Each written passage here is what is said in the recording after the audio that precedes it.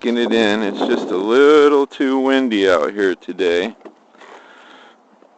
Vince was out, flew his jet, went through a battery, and decided it was too windy for him as well. But it was fun. More days to come.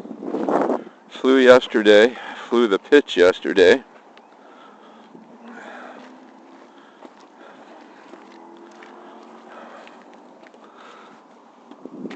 All right.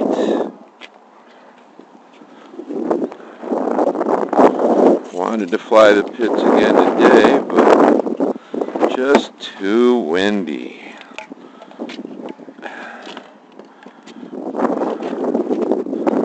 All right.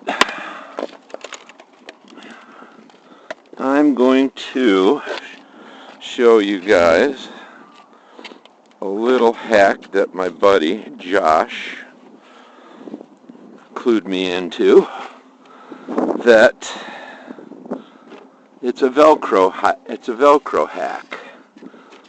So the crunchy velcro, the crunchy side on velcro, if you take it and either put it on the bottom of your toolbox, or you can take it and attach it to your trunk, and that's not going to go anywhere. But if you put it on the bottom of your toolbox won't slide either.